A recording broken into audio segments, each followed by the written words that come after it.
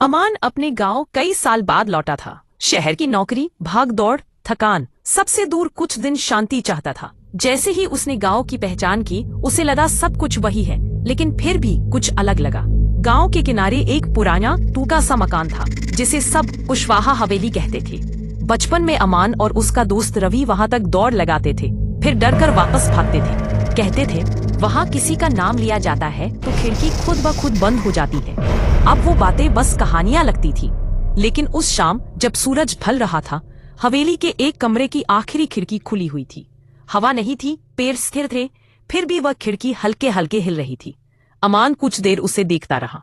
रात का खाना खाते समय उसने माँ से पूछा, माँ, वो पुरानी हवेली अभी भी खाली पड़ी है क्या? माँ का चेहरा बदल गया। उस घर की बात मत छेड़ बेटा, लोग कहते हैं वो अब भी किसी का इंतजार करता है। अमान हल्का सा मुस्कुराया। भूत प्रेत वाली वही बातें? माँ ने धीमी आवाज में कहा। बातें जो सालों बीतने के बाद भी किसी ने झुठलाई नहीं। उस रात अमान सो नहीं पाया। खिड़की से बाहर देखा, दूर वह हवेली अंधेरे में डूबी थी, पर उसकी आखिरी खिड़की अब भी खुली थी, मानो किसी ने जानबूझकर खुली छोड़ी हो। अगले दिन अमान अकेले हवेली तक चला गया। दीवारें झुकी हुई, छत टूटी, दरवाजे जर्जर, घर थका हुआ लगा, पर मृत नहीं। अंदर कदम रखते ही एक ठंडी सी हवा छू गई, जैसे घर ने उसे महसूस कर लिया हो। कमरों में टूटी चीजें, जाले, धूल, और अंत में वही कमरा, एक दीवार के बीच एक आखिरी खिड़की। खिड़की के नीचे एक पुरानी लकड़ी की कुर्सी रखी थी, और उसी पर जमी धूल के बीच किसी के हाथ के हल्के निशान। अमान ने खिड़की के पास हाथ रखा, तभी पीछे से एक बहुत धीमी आवाज आई, तुम देर से आई।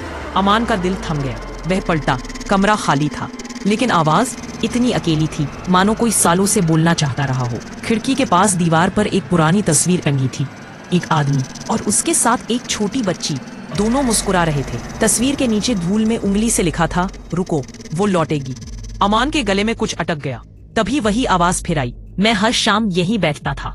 उसने कहा था, बाबा ने थोड़ी देर में लौटती हूँ, बस वो थोड़ी देर कभी खत्म नहीं हुई। अब आवाज पास थी, पर किसी का चेहरा नहीं। अमान ने धीमे से पूछा, आप कौन है? कुछ क्षणों की चुप्पी, फिर शब्द टूटे से निकले, पिता हूँ, पर अब सिर्फ याद रह गया हूँ। कमरे का सन्नाटा भारी हो गया। खिड़की से आती धूप और फीकी पड़ गई।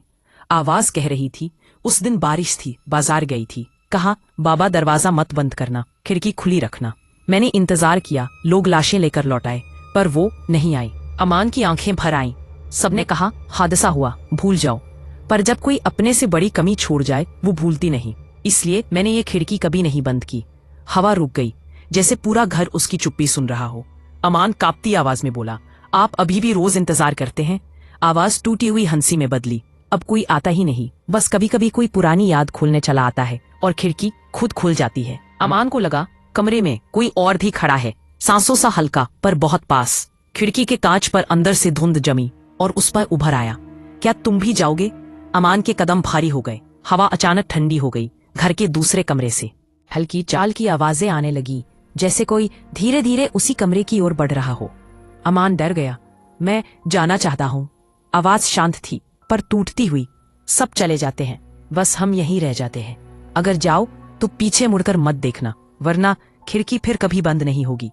अमान बाहर की ओर भागा। गलियारा धुंधला पड़ गया, जैसे घर उसे रोकना चाहता हो।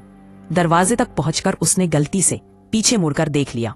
खिड़की धीरे धीरे अपने आप बंद होने लगी, और बंद होने से पहले एक पल के लिए कांच में उसे दो परछाइयां दिखी, एक बूढ़ा और उसके कंधे पर सिर टिकाए एक छोटी लड़की। दोनों अब भी इंतजार कर रहे थे। अगले दिन अमान फिर उस जगह गया। हवेली अब वैसी ही थी, खाली, शांत, थकी हुई, लेकिन इस बार सभी खिड़कियां बंद थी, सिवाय उस आखिरी खिड़की के। वो फिर खुली थी, हल्की हवा में झूलती हुई, जैसे घर फुसफुसा रहा हो, शायद आज कोई लौट आए। अमान चुप खड़ा रहा। दिल भारी था, डर से नहीं, किसी के अधूरे प्रेम का बोझ महसूस हो रहा था। और उसे समझ में आ गया, कुछ जगहें भूतिया नहीं होती, वे बस उन लोगों का घर बन जाती हैं जो कभी वापस नहीं लौटे। और कुछ खिड़कियां इसलिए खुली रहती हैं ताकि इंतजार मर न जाए।